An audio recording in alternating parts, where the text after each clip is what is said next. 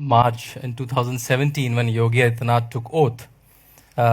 During February and March, I was going around of UP publicizing my previous book in Hindi, Uttar Pradesh Vikas Ki Pratikshama, as you told in my bio.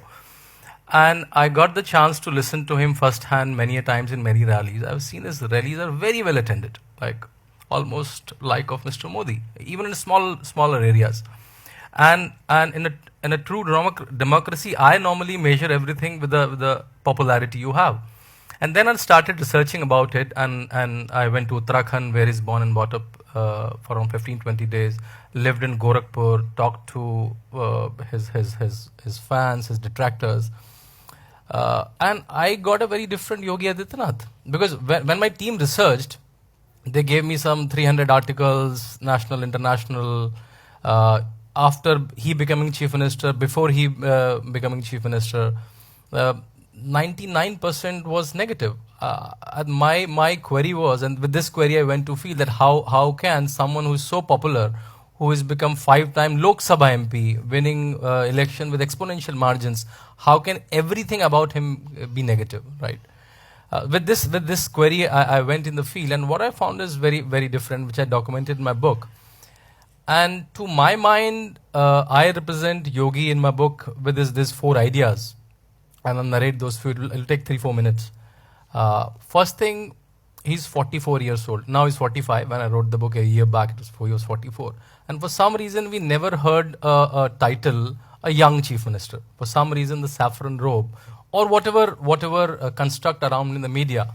As Abhay said, he used to hate Modi because of the perception he had through media or whatever he read, right? That's our window to a politician or to a leader.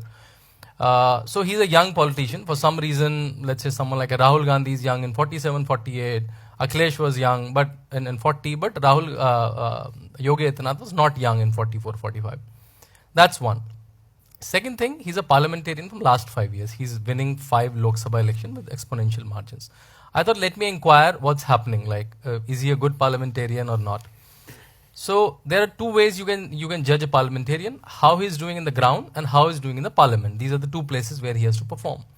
When you see his parliamentary data, and to my convenience, first I compared his parliamentary data with Rahul Gandhi's parliamentary data. Parliamentary data are four points: your attendance, the number of debates you participate in, number of questions you ask, and number of private member bills you produce. These are the 4 things you do in parliament. Attendance, like I'll say Rahul Gandhi was here, Yogi Adityanath was here. Number of questions, Rahul Gandhi asked 0 questions. Yogi Adityanath asked 303 questions. And mind you, I'm talking about 2014 to 17 when it was Modi government. So Yogi is asking more questions to his government, so to say, right? So 0, 300. Rahul Gandhi participated in some 8 discussions. I may be number-wise here and there, and he participated in some 53 debates. Rahul Gandhi presented 0 private member bill, very important instrument. If the government is not doing it, you can present a bill. Yogi Adityanath presented 3 private member bills. A lot of people ask me, that's a convenient comparison. So I also compared with the national average. In national average also, Yogi Adityanath is almost 1.5 times of the national average of all the MPs, right? So, and now people will ask me that what is he asking? Is he asking make Ram Mandir, uniform civil code? He's certainly asking them. But again, 95% of his questions are, I say, Shashi Tharoor kind of questions, right? Like he's asking about conditions of IITs, IIMs, non-performing assets, relationship with US, UK, Israel, malnutrition, your airports, he's asking about them, right? Only thing, because we have only seen certain videos of him given in an electorally charged environment, we have typecasted him certain images. Though I have a detail about those videos and those statements also. But at least he's a very nuanced parliamentarian. He's doing this from when he was 26 and now when he's 44. So 19 in his parliament, he's rigorously doing it. And because of him, a lot of things have come to Gorakhpur. AIMS is coming to Gorakhpur, new fertilizer factory started in Gorakhpur. And so that's one. That's his performance in the parliament. Now coming to his constituency, which is Gorakhpur, which is winning from last 5 times. What is he doing there?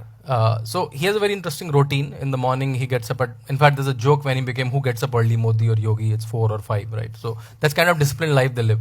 So he gets up at 4, he does his daily activities. It's like it's a huge mutt there, Gorakhnath mutt. He takes a huge chakkar of the whole mutt. and then he comes back, does his daily activities, comes back to the ground. Around 9:30, he sets a Janta Darbar. So when Akhilesh Yadav or Arvind Kejriwal or Nitish Kumar runs a Janta Darbar, it's become a news. And they are chief ministers, right? Yogi Adityanath is running a Janta Darbar from last 20 years without being a chief minister. 100, 200 people come to his Darbar, so to say. And they come with very normal queries. They don't come to get a petrol pump or to get a tender. They come for their scholarship, their refund, their insurance money. And that office works like a CM office. Letters, phones to DMs, phones to CDOs, and things are getting sorted there. And there visually you can see a lot of Muslims coming there. And on the question is Muslim, I'm sure you will eventually ask me. So the chief architect of the MUT is a Muslim. Half of the shops are given to Muslims. The dean of one of his colleges is Muslim. So I think because people have just painted based on some interviews he must have given or some speeches, they painted up the Muslims in Gorakhpur love him. So that's on field. So he knows, like, and then after the Janta Darbar, he goes to the field. In fact, when I was in one of the Janta Darbar, before he became the CM, one guy was Muslim guy. He was visually Muslim. Was able to see the skull cap and the beard. He was coming with this letter. So if I say this in Hindi, it'll be far more impactful. I'll translate. तो I asked him कि क्या है ये? तो he said ये बाबा की जादुई चिट्ठी है. चाहे नेताजी की सरकार हो या बहन जी की सरकार हो, डीएम काम करेगा ही करेगा. So this is a very UP coded terms. I'll tell you what does it mean. Baba means Yogi Adityanath, called Baba. Netaji means Mulayam Singh Yadav. Behenji means Mayawati. And DM means district collector. So he said it's a magical letter from Yogi Adityanath.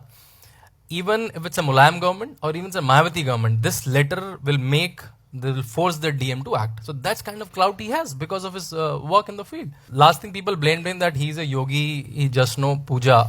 Like, can he manage a state like Uttar Pradesh? Just for them, the MUT is managing some 44, 45 institutions. And these are institutions, nursing institution, medical institution, colleges, schools. And he works like a CEO. Like, I've seen he's conducting his meetings, he's signing checks, he's asking what's the performance, how many people are coming, going.